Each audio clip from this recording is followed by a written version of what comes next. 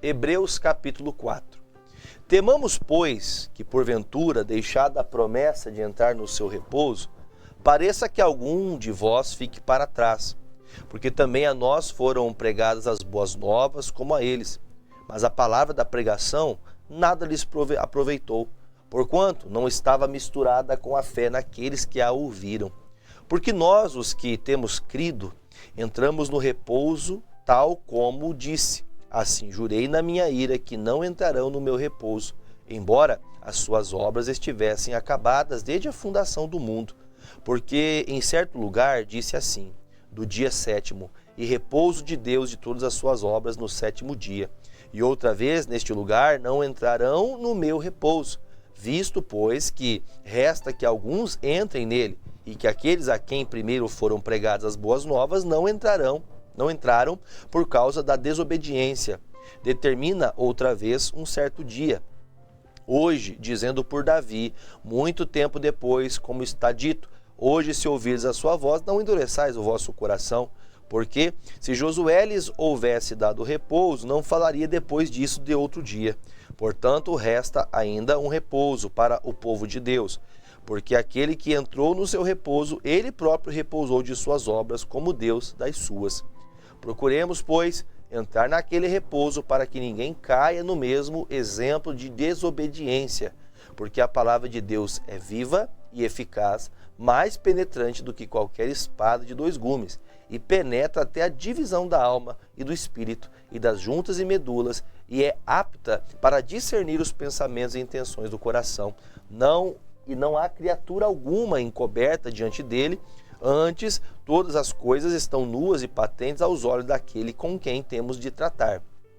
Visto que temos um grande sumo sacerdote, Jesus, Filho de Deus, que penetrou nos céus, retenhamos firmemente a nossa confissão, porque não temos um sumo sacerdote que não possa compadecer-se das nossas fraquezas, porém um que como nós, em tudo foi tentado, mas sem pecado.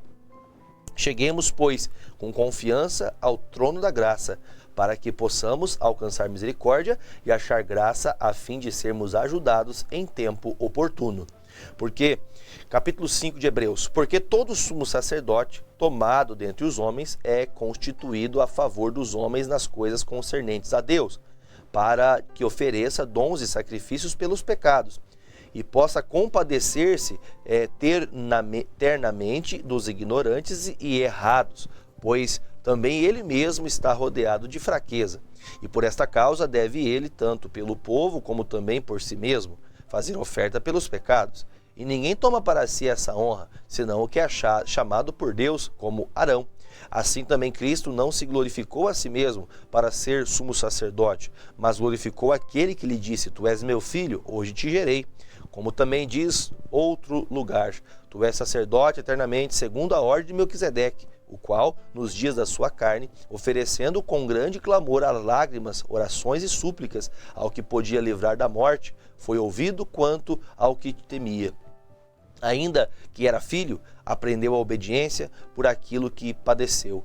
E sendo ele consumado, veio a ser causa de eterna salvação para todos que lhe obedecem, chamado por Deus sumo sacerdote, segundo a ordem de Melquisedeque, do qual muito temos que dizer, de difícil interpretação, porquanto vos fizestes negligentes para ouvir. Porque devendo já ser mestres pelo tempo, ainda necessitais de que se vos torne a ensinar quais sejam os primeiros rudimentos das palavras de Deus. E vos haveis feito tais que necessitais de leite e não de sólido mantimento. Porque qualquer que ainda se alimenta de leite não se está experimentado na palavra da justiça, porque é menino. Mas o mantimento sólido é para os perfeitos, os quais, em razão do costume, têm os sentidos exercitados para discernir tanto o bem como o mal. Capítulo 6 de Hebreus. Pelo que, deixando os rudimentos da doutrina de Cristo,